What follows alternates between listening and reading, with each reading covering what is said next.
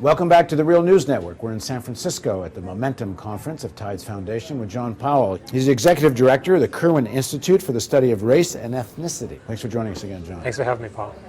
Van Jones was hounded out of office by a right-wing talk show host, Glenn Beck, who maybe does 1.5 million viewers on a good night, maybe occasionally reaches 2 in a country of 300 million people. It's not that many people. This guy is able to start a campaign that gets to decide who's in the White House. And he's able to, harness up or summon up all kinds of demons from the Cold War, from race-based politics, even going after 9/11 issues. And the White House doesn't defend him. What do you make of this?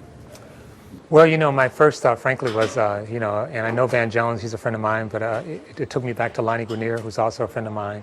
And I think, I've been somewhat disappointed in Democrats willing to sort of stand up. I used to say, at times the Republicans play hardball, we play wiffle ball. Stand up for principles. I mean, there are exceptions. Paul Wellstone, when people say, this is right and I'm going to do it. I'm not just going to count sort of the short-term tactical things. And I think when that happens, you see not only a new leadership emerge, you see America behave in different ways. So I'm hoping that will happen. I was extremely disappointed, but I was also not just disappointed in the White House, but disappointed in the progressive movement. I mean, Beck said himself, after he started criticizing Van Jones, it must be true, no one stepped up to defend him. What's that about? And part of it, again, is I think our inability.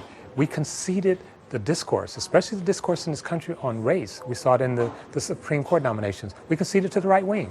And our response is, well, let's be quiet and it'll blow over. That's not a response at all. That's not a smart response, I should say. There seems to be a real disconnect between the leadership of the Democratic Party, not just the administration, and I think the population. They're so fixated with the hard right and the amplification of that hard right in the media and, of course, in the Senate with the Republicans. And they, in terms of, they seem very afraid of kind of opening the doors to a real movement that would support them. I think that's true. They're actually afraid of the people's movement. And the hard right is, it's not just numbers. There's an intensity that we seldom see on our side.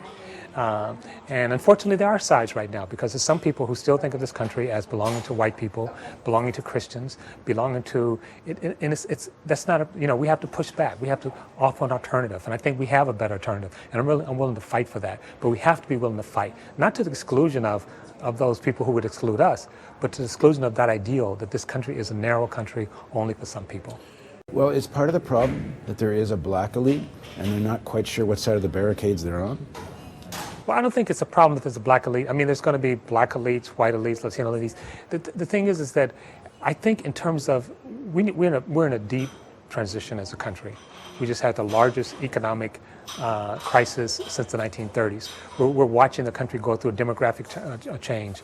We're watching the world change in terms of globalization. In a sense, we have an identity crisis. And leadership from various quarters need to step up and talk about a new vision. Instead, what we do is we hunker down and we try to protect our family and our house and our neighborhood. We try to solve public problems through private strategies.